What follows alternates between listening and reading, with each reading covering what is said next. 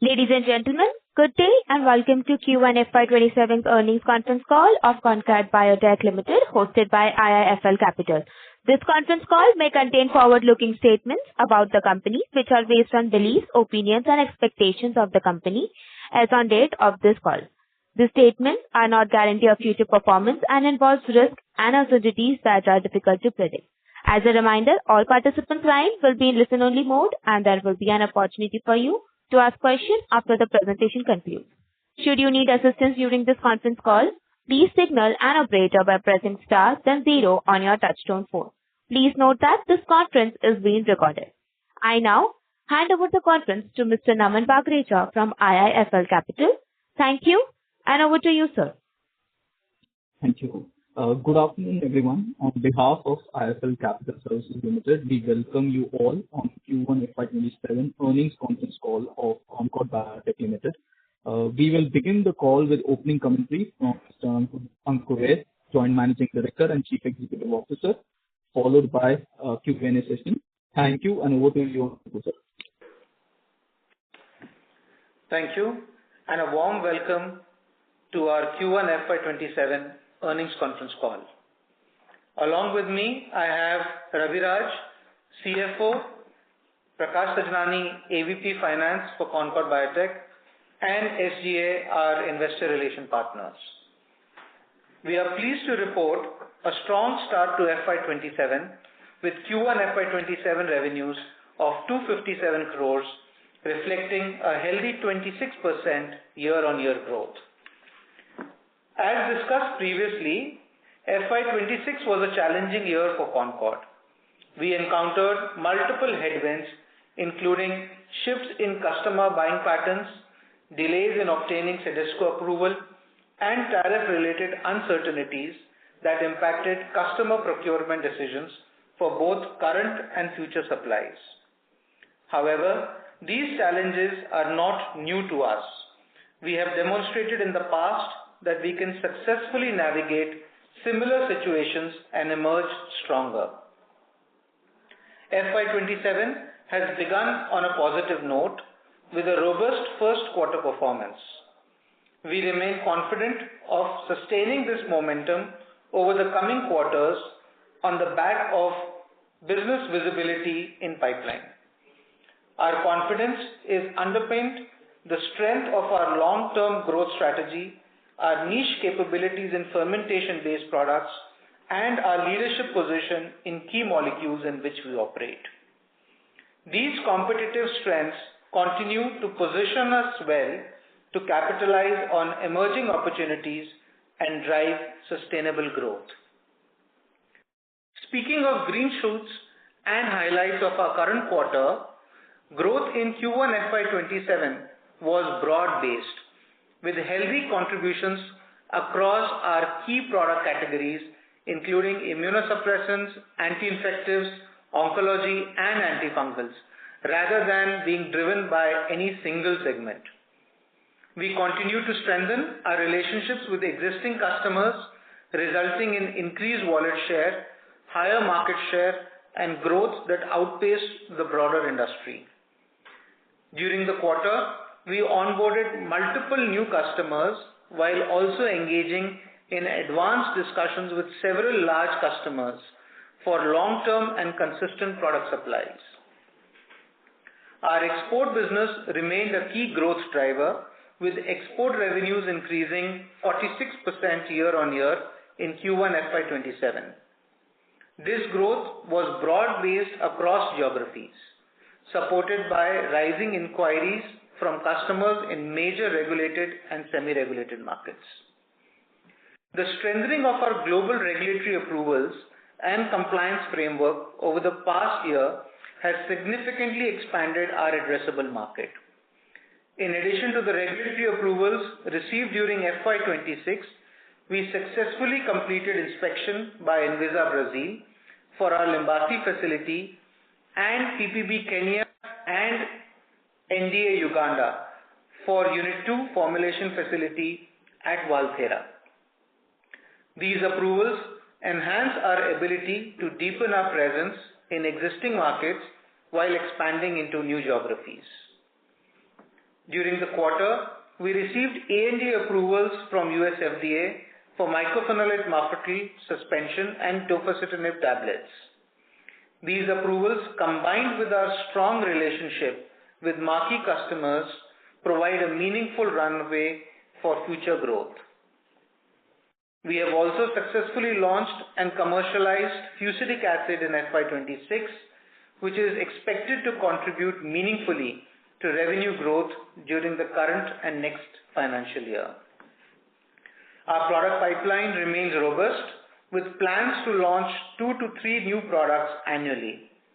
There are a couple of products which are at advanced stages of development, and we expect commercialization of these products in the coming quarters.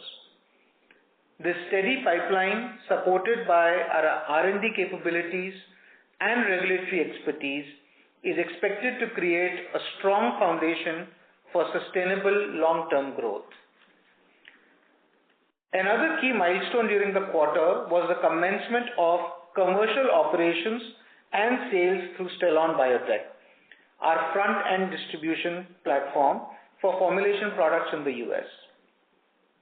While the business is currently at a nascent stage, we believe it has the potential to become a meaningful contributor to our growth over the coming years. Our injectable facility is also witnessing encouraging progress. Customer engagements and commercial discussions are at advanced stages, and as facility scales up, we expect to contribute to both revenue growth and margin expansion. On the sustainability front, we are pleased to share that Concord has been awarded a silver medal by EcoVadis for its sustainability performance, placing us amongst the top 15% companies assessed globally. This recognition reflects our continued commitment to responsible and sustainable business practices. Over the years, Concord has established itself as a leading research-driven biopharmaceutical company with deep expertise in fermentation technology. Our continued focus on scientific excellence, process innovation, and operational discipline has enabled us to develop differentiated products, enhance manufacturing efficiencies, and consistently deliver value to our stakeholders. These strengths have positioned Concord among the leading global manufacturers of fermentation-based APIs and reinforced our leadership in this highly specialized segment. At Concord, we have remained committed to staying at the forefront of this evolution through sustained investment in research and development, manufacturing excellence, and regulatory compliance. Our strong technical capabilities, globally approved manufacturing facilities, and long-standing customer relationships have enabled us to strengthen our presence across international markets and established ourselves as a trusted partner to leading global biopharmaceutical companies. As we look ahead, we remain focused on building a future-ready organization by expanding our product portfolio, strengthening our customer base, and creating sustainable long-term value for our stakeholders. With that, I will now hand over the call to Raviraj, who will take you through the financial highlights for the quarter ended June 2026. Thank you. Thank you, sir, and good afternoon, everyone. Let me take you through the financial performance for the quarter 1 financial year 26-27.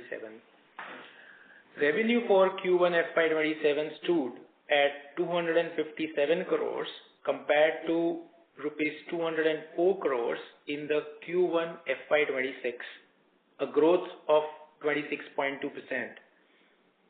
Revenue from API segment stood at rupees 219 crores, a growth of 42%. Formulation revenue stood at rupees 39 crores with a degrowth of 23%. However, as we have highlighted previously, Concord's performance is best evaluated on the basis of its overall business growth rather than the individual performance of API and formulation segments. Our strategy is to optimize the value creation across the business Whenever the opportunity exists that are not addressable through APIs, we leverage our formulation capabilities with the corresponding API requirements being sourced internally. As a result, the mix between APIs and formulations may vary from quarter to quarter, but our focus remains on maximizing overall growth across the products, customers, and geographies while delivering sustainable value for the business. Domestic revenue for quarter 1 FY26 grew by 12%. Domestic revenues for Q1 FY27 grew by 12% and export revenues grew by 46%. Gross margins for the quarter stood at 78.9%, an increase of 100 bips YOY.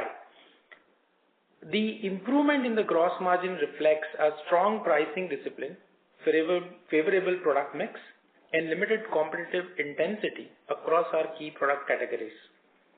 EBITDA for Q1 FY27 stood at rupees 82 crores, a growth of 34%, and EBITDA margins stood at 32%, an increase of 190 bips year-on-year.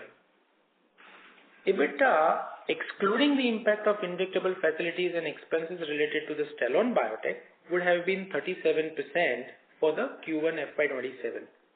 As the injectable facilities ramps up, we are optimistic of sustaining our historical margins. Speaking of profit after tax, the PAT for the quarter stood at rupees 58 crores, a growth of 31% year-on-year. PAT margins for the quarter stood at 22.4%, an increase of 80 bips year-on-year. Lastly, we are a zero-debt company, and with cash and cash equivalent of more than rupees 442 crores as on 30th June, our capex for the quarter stood at around 9.5 crores. With this, I would like to open the floor for questions and answers. Thank you. Thank you very much. We will now begin the question and answer session. Anyone who wishes to ask a question may press star and 1 on their touchtone telephone. If you wish to remove yourself from the question queue, you may press star and 2. Participants are requested to use handsets while asking a question. Ladies and gentlemen, we will wait for a moment while the question queue assembles.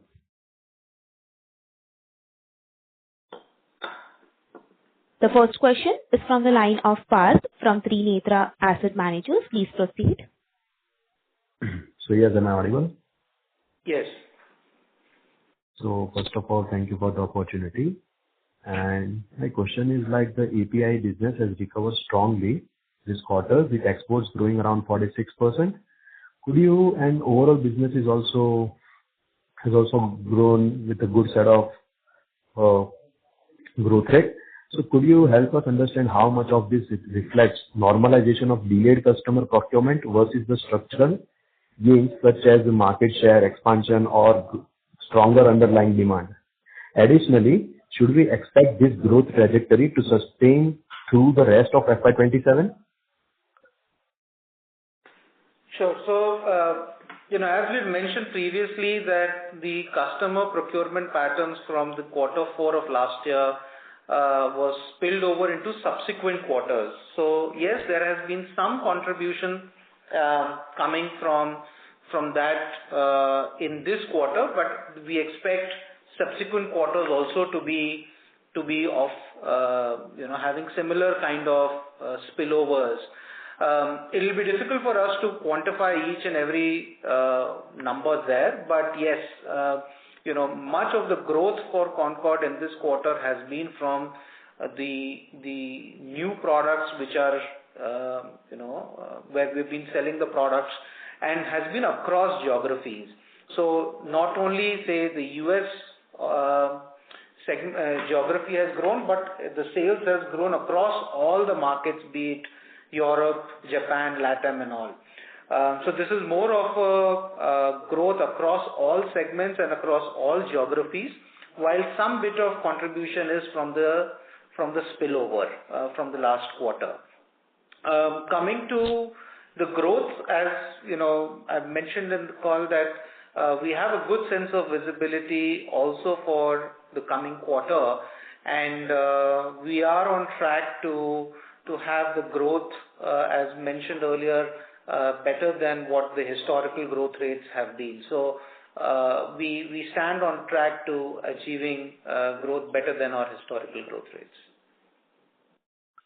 Okay, got it. And my one more question, like last quarter you mentioned that existing manufacturing infrastructure has the potential to support nearly 3,000 crore of revenue. So could you help us understand the roadmap to achieve that scale? Like specifically, what proportion do you expect to come from expansion in the core API versus injectables, formulation, CDMO, and new product launches? And over what time horizon do you see this opportunity materializing? So we expect that around 600 to 700 crores is going to be from the formulation business, and the rest of the growth is going to be the balance 2,200 crores is from the APIs, and we have the infrastructure to address this opportunity, because in the injectables, in the formulations, as you would see, that the injectables is not contributing significantly because it was just commercialized last year. So there is an ample amount of growth that we see from the injectables, and also in the oral solid side, we have added the soft gel facility and also continue to see capacity utilization for the new products that we have launched in the US and in other markets, given the ANDA approvals also that we have got and the ones that we are awaiting approvals in this year or so. And on the API front, as you would see that the capacity utilization for unit 3 has been close to around 50-55%, and again there is ample amount of capacity that is available to address the growth that we see from the overall API business. So, I would say that capacities are there, capabilities are there, and we also have a robust pipeline of products to meet these capacities. As we have mentioned that, this is more of a long-term vision of the company that, to go to the 3,000 crores to achieve the full scale of the facility that we have. And I would say in a matter of 5 to 6 years, we expect that we should be pretty close to achieving that number, because given the CAGR growth rate that we have spoken in the past, we should be pretty close to achieving the 3,000 crore number. Got it. Thank you so much for the opportunity and all the best. Thank you. Thank you. Participants who wish to ask a question, please press star and 1 at this time. I repeat, to ask a question, please press star and 1 now. The next question is from the line of Sajal Kapoor from Anti-Fragile Thinking. Please proceed. Yeah, hi. Thank you for giving me this opportunity. Ankur, across CDMO, injectables and Stellon, which one has earned the right to receive the most management attention today, and what evidence has earned that? So, all the 3 segment units, as you would see, are relatively at a nascent stage, and they're all equally exciting opportunities for us.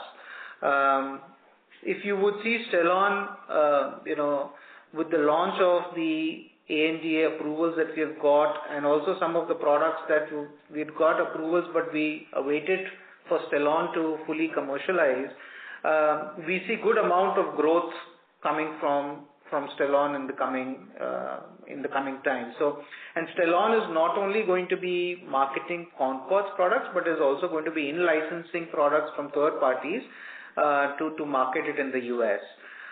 So it is purely going to be a US-driven business that we're going to be focused on, and we have the right people to kind of address those opportunities.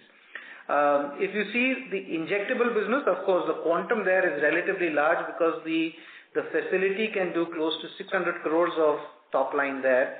And, we are the only integrated company right from fermentation API to finished product in India. So the addressable market is large, and also we are the only company which is fully integrated. So, we have the right to win in this specific case, and the facility also has been built as per global quality standards. So we are now taking all the right steps in the right direction.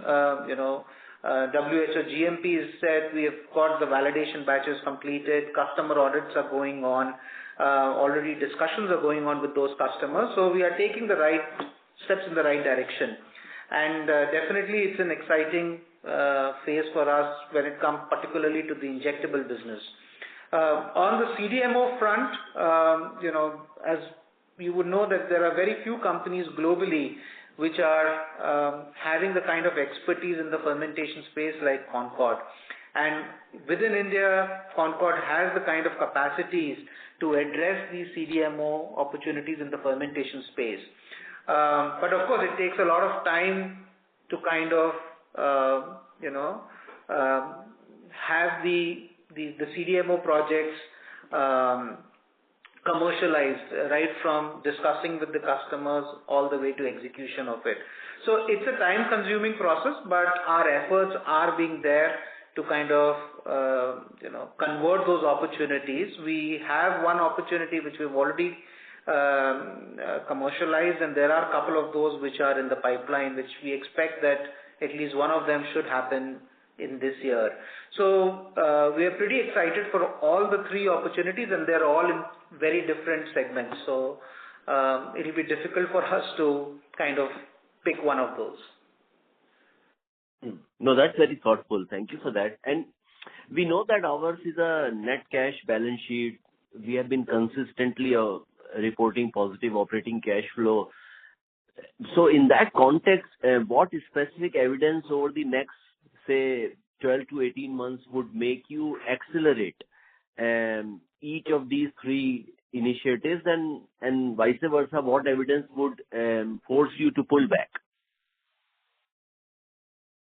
No, so I don't think that, there is anything that would make us pull back on any of these opportunities that we spoke about. Of course, cash on hand is a separate matter, and we are looking at different avenues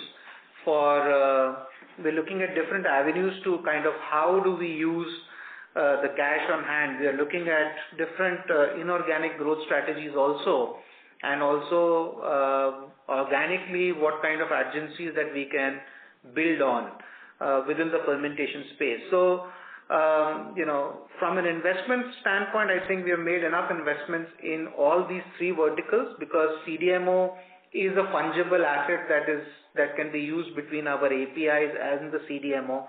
And as I mentioned, injectables is the newer facility.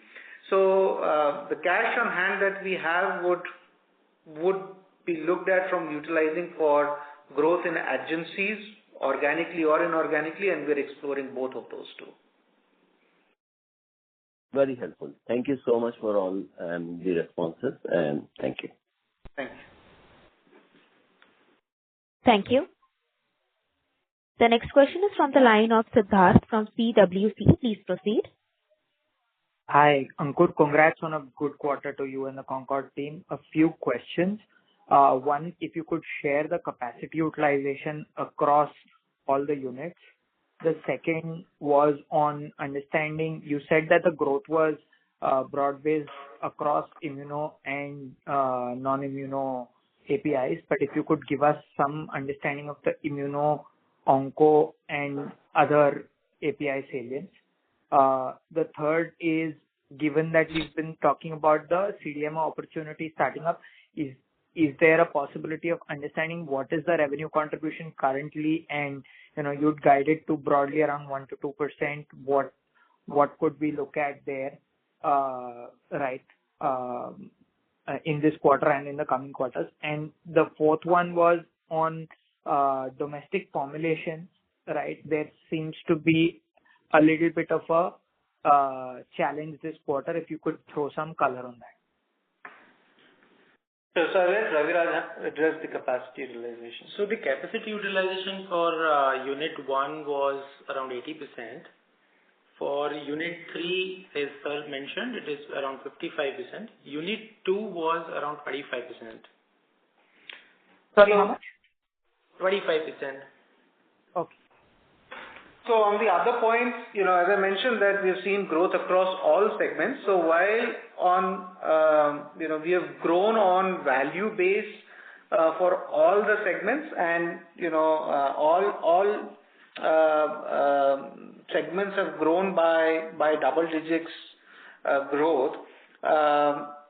Particularly the anti-infective and the oncology segment has seen a higher growth compared to, say, in terms of percentage, if I talk about, compared to the immunosuppressant. So while immunosuppressant has also grown, but anti-infectives and oncology have grown much more than the rest of the segments. And there are products like nystatin and other products where we are seeing good traction, and also this is just one of the products that I wanted to highlight, but other products as well are seeing a good traction. So that was the reason why I mentioned that it's been across all products and all segments. Talking about the CDMO business, yes, currently it would be at around 1 to 2%, but our intent is to kind of bring it to a double-digit contributor to the overall sales numbers, and we are kind of working towards that. As mentioned earlier, that we have a couple of products that are at advanced stage. We continue to engage with other customers as well through the RFP, on these fermentation CDMO opportunities. So, definitely it's a piece of business that we are very much focused on building in years to come. With respect to the domestic formulation business, the domestic formulation business in Q1 of last year had a contribution to the Middle East supplies. And that is something that did get impacted going forward. So there was a contribution which was built in the domestic sales, which was not the case in this specific quarter. So if we take out that portion of it, then our domestic business has grown by double-digit numbers for both the two divisions, which is the intra division, which is the nephrology division, as well as Inca division, which is our critical care division. So you see that degrowth only on account of the domestic sales done for the Middle East supplies. Got it. Thank you so much. Thank you. Thank you. The next question is from the line of Alok Dalal from Jefferies India Private Limited. Please proceed. Yes, hi. Good afternoon, and thank you for taking my questions.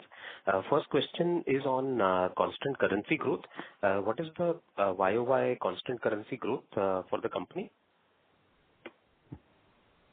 So, you have seen that, the Forex movement in terms of dollar has been around 10 to 12% compared to the last year. However, when we see that, we also have an impact of, the input cost on certain aspects.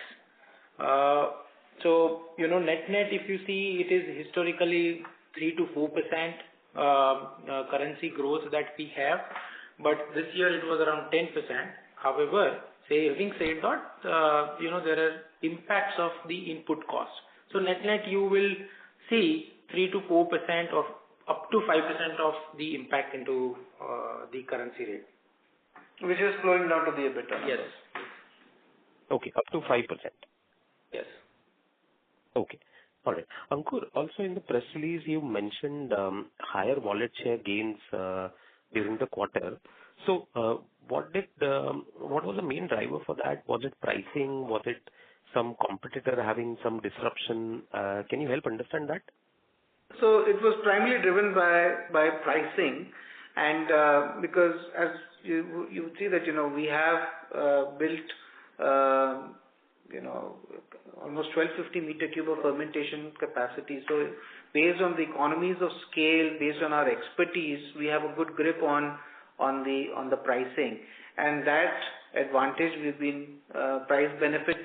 Based on that, we've shared it with our customers.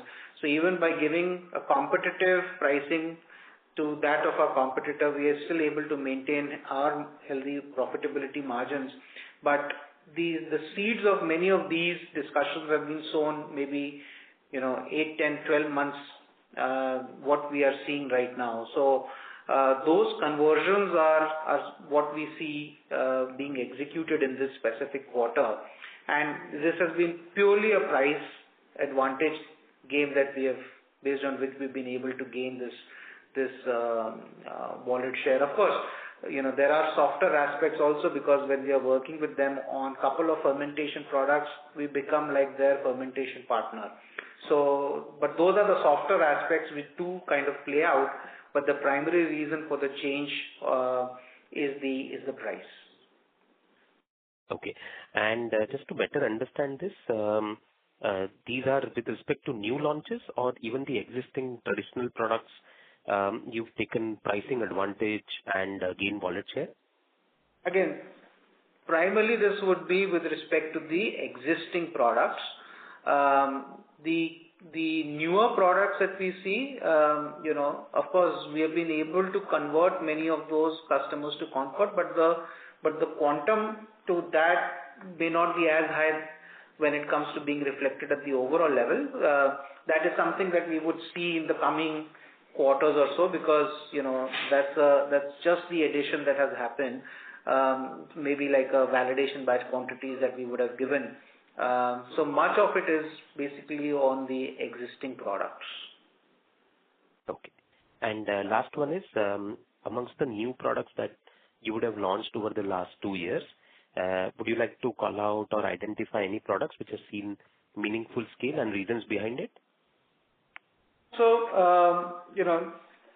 as I mentioned, Nystatin definitely is a product that, is doing very well for us. And there are, fusidic acid is something that we have launched in this year. So this is primarily a Europe product.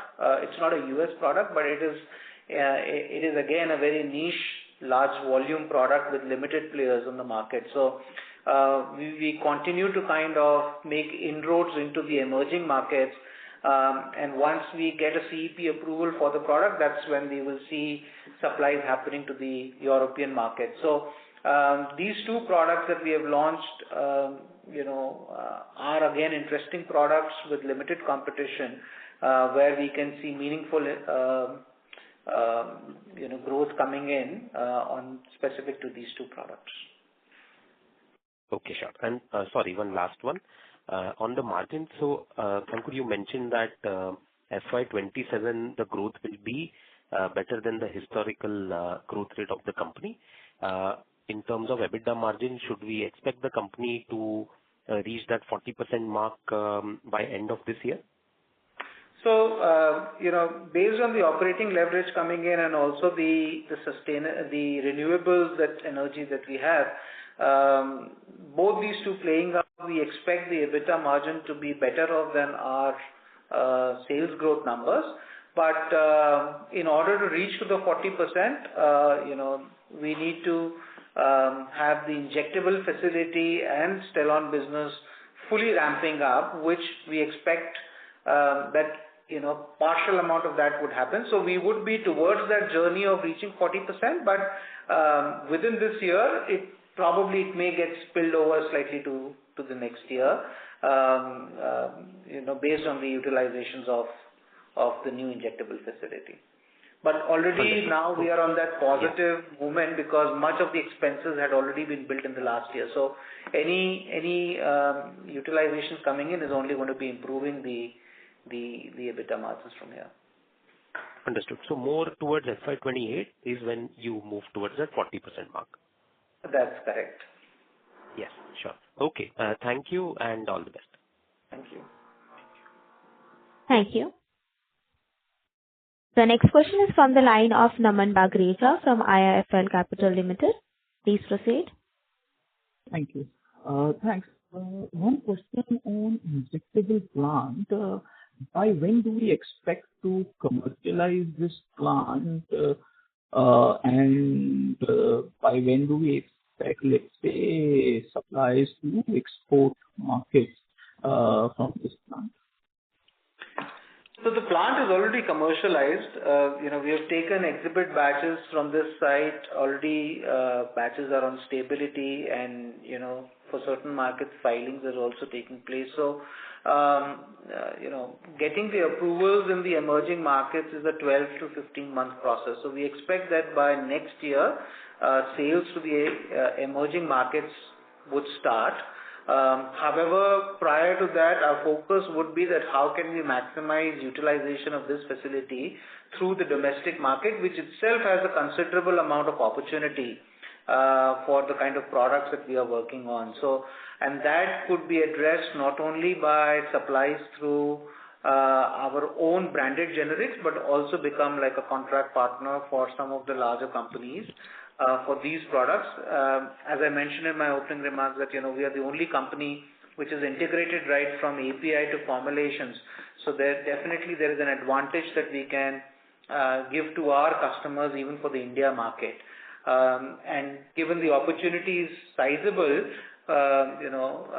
that's how we are looking at the first year or two, focus mostly on domestic front before the emerging market opens up for us. So when does the sales start, let's say, for the domestic market? I mean, my understanding was that it has not yet, let's say, started from this plant. If you could please provide color on that. So, we have already started the sales from this facility when it comes to our own in-house, to our own branded generics products. So many of those products are being made in-house rather than earlier being sourced from third parties. However, for the contract manufacturing for third parties, we have already started discussions with those customers. For some companies, audits have also happened. So we are at advanced stages of discussion with those customers to have them onboarded. But again, it's a process that we are going through. So we expect that in second half of the year, we should see some of those opportunities being commercialized. Okay. So could you highlight what will be the capacity utilization during the quarter, or let's say the sales number for the injectable plant? Injectable plants? Injectables. Yeah, it is around 5%. 5%. Okay. And at what capacity utilization can we achieve, let's say, EBITDA breakeven? Let me come back to you on that. So far, I don't have the number with me, but I can come back to you. Okay. Second, on the CDMO update, if you could provide any color on the commercialized, let's say, so one project we have commercialized in the animal health space. So are we seeing any strong traction, or what have been, let's say, our interaction with the customer on this product? Yeah, so currently, we're doing a couple of $1 million sales to the customer. But we expect that to increase because, again, this is a new product, and currently, other than this product, there is no product to address that disease. So, being an NDA product, which was just launched with Concord, they are kind of building up that market. So I would say it would be a slow and steady market share gain for the particular product. So they are doing their marketing efforts. Team has been built in the US is what I understand from them. And directionally they are taking those steps. So currently I would say it's a couple of $1 million, but the potential could be sizable. And that market needs to be developed, which they are in the process of doing so. So currently they are selling only in Europe, right? Sorry? Currently they are selling only in Europe. In US. It's a US In product, U- right? Okay, it is in the US and they are extending it to other markets, let's say like Europe or any other markets. Currently, their focus is on the US right now because, as I mentioned, that building up the team and putting their efforts to kind of build that market, which they're trying to address that opportunity. So I think maybe as phase 2, once the US stabilizes, they will take it to other products. But right now, it is primarily being focused on the US market. Okay.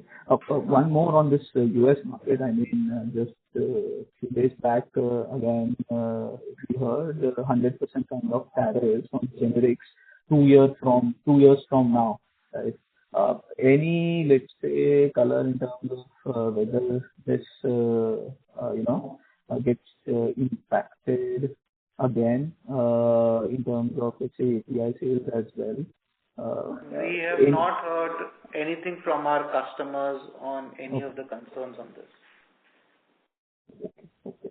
And lastly, on capital allocation, given that we are a mid-cap company, given that we have the capacity to generate, let's say, 3,000 crores of revenue, do we expect to increase our dividend payouts or any, let's say, acquisition in the pipeline? So yes, historically, we've been paying out dividends. And of course, the other options are there, which is growth organically and inorganically, which, we were discussing. So we are exploring both the two options of growing organically and inorganically in the adjacencies of fermentation. So all the three options are there on the table. Okay, I'll get back in the queue. Thank you. Thank you. Thank you. The next question is from the line of Alankar from Kotak Institutional Equities. Please proceed. Hi, good afternoon, everyone. Ankur, you spoke about reaching 2,200, 2,300 crore API sales in the next 5 to 6 years. That's on your current capacity. Now, looking at the overall supply-demand outlook and given that you have ample scope to do brownfield expansion at Limbasi, broadly, when would you start thinking about API capex to support growth beyond the next 4 to 5 years? So I think once the utilization levels reach to around 80-85%, I think at the Unit 3, I think probably that will be a time to kind of add more capacities at Unit 3. And, out of the 160 acres that we have at Unit 3, we've only utilized 20-25% of the land. So, we have enough space to kind of add capacities there. So it would be purely based on the capacity utilization and whether that gets used for our own products, whether it gets used for CDMO projects, because both are fungible in nature. So closer to around 80-85% is I believe we would take that decision. Sometimes there are certain products which require a separate dedicated fermentation capabilities, and if that case arises, then probably it could be case specific that we would need to put up those capacities. When you talk about, Ankur, certain dedicated requirements, right? I mean, were you alluding to the point you made earlier on exploring growth organically as well as inorganically in adjacencies of fermentation? And if you can help elaborate on that statement, which adjacencies are you looking at? So, of course, if you see that yes, the answer is yes. Capacities that we intend to put, earlier than the 80-85% would be towards growth in adjacencies. And, there are adjacencies such as, peptides, veterinary products, other kind of products which need somewhat of a dedicated fermentation capabilities. So those could be some of the areas where we could if we would require, we would need to set up those capacities. Got it. The second question is, in the past you have spoken about your increasing engagement with innovators, where you are positioning yourself as a secondary and maybe eventually a primary supplier of off-patent APIs. Can you share any details, any updates on that front? Yeah, so we continue to work with the innovators. Last year we added 2 customers. We have a couple more projects on which we are working on, which I would say are relatively progressing well, and I would say that maybe by the end of this year should be either at advanced stage to closure. So yes, our relationship with our customers, which have been long-standing, help us to kind of engage more with those innovator customers. And given our scale, capacities that we have, and our expertise, and the comfort that they get with Concord on working on such fermentation products, helps us to kind of gain those opportunities. So we continue to work with them, and also for the newer products that we launch, the intent is that at some given point of time we should be able to reach out to those innovators for these products. So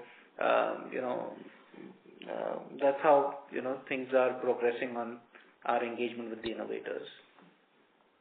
Got it. The other question was, if we adjust for the Middle East tender, the lost sales there, even then the formulation sales have been a bit weak. And you gave some explanation in your opening remarks. I'm not sure I fully followed that. Can you just help explain the reasons for the ex-Middle East formulation sales decline? So, certain opportunities, what we mentioned was that there are certain opportunities which, if we are able to address via the API, we would prefer to address those opportunities via the API rather than the formulation. However, if we are unable to gain those opportunities via the API route, then one of the ways to address those would be through utilizing our formulation capacities. So, that is what we meant. So certain markets where we are not making inroads through API, then formulation is the way. But say, for example, in Middle East, certain customers, in this quarter were able to procure the API rather than the formulation. So instead of the formulation strategy, because of the challenges that they had with the formulation, some of those customers did procure the API because API has a relatively longer shelf life, so they get more flexibility in terms of when to kind of manufacture the formulation and cater to those markets. So some of those kind of became more towards API, and hence it had an impact on the formulation. But if you see from an overall perspective for that particular market and for that particular product, at the API level we grew, but instead of formulations we grew by the API route. That's how what we meant by that. Got it. One final follow-up here. Is the ramp-up of external domestic sales from the injectables facility in line with your initial expectations? No, so the initial expectation, even last year, if you would see, got delayed by a couple of quarters. So the delay that's happened has been what we saw in the last year. But I think this year, beginning of this year, we are pretty much on track in terms of how we would want to be and where we would want to be. Those delays that happened were primarily on account of getting the inspections and the approvals, which is again a time-consuming process. But yeah, there were some delays there, and also the facility qualification took slightly longer than what we would have wanted it to. But that's okay. I think the first step is always the important step and the most critical step. But going forward after that, I think we are pretty much on track. That's helpful, Ankur. Thank you and all the best. Thank you. Thank you. The next question is from the line of Ritika Agarwal from ValueQuest. Please proceed. Hi, sir. Thank you for taking my question, and congratulations on good numbers for the quarter. My question is on scale-up of API revenues that you've talked about to 2,200 crore by next 5 to 6 years, and you've clearly mentioned that you're not looking to add capacities for the same. Could you help us explain how are we looking at more than doubling the current revenues in this segment when the utilizations are unit 1 already at 78 and unit 2 at 55% utilization rates? If you look at the 55% also, some part of which does get utilized for manufacturing of KSMs as well, which we can source from third parties also and manufacture ourselves. There are product ramp-ups that are happening with respect to nystatin or fusidic acid, because again, these are all anti-infective products which are taken only at unit 3. Also, going forward, barring the oncology products, we have 8 to 10 products which are there in the pipeline, and of which maybe around 2 or 3 products are in the onco segment. All the other products are in anti-infectives and antifungal. So all these products are going to get added into the unit 3 facility only. And the oncology products which are there, while they would be significantly contributing to the top line, but all those are manufactured, say, in a 5,000 liter fermenter. So when you look at from a capacity utilization perspective, you will see that the capacity utilization would have marginally increased, say, from 75 to 76%. But the contribution from unit 1 oncology facility would be significantly larger. So at times, capacity utilization also is not a true reflection of what the revenue could get generated from that, because certain oncology products could generate larger value revenue compared to other products. But if we combine all those and we look holistically, yes, both the two facilities combined together, given our existing products as well as our pipeline products, have the capability to reach to 2,200 crores. Got it, sir. Follow-up would be current, excluding the KSMs that you talked about from unit 3, excluding that, our current capacity utilization for unit 3 should be 20-25%. Would that broadly be correct? Should be slightly higher than that, but I can come back to you on the exact number post call. Sure, sir. That's it from me. Thank you so much. Thank you. Thank you. Ladies and gentlemen, due to time constraints, that was the last question for today. I now hand over the conference to management for closing comments. Over to you, sir. Thank you. So thank you everyone for joining on our FY27 Q1 earnings call. We hope we've been able to address all your queries. For any further information, please get in touch with us or SGA, our investor relation advisors. Thank you once again. Have a good evening. Thank you. On behalf of IIFL Capital Services Limited, that concludes this conference. Thank you for joining us, and you may now disconnect your lines. Thank you.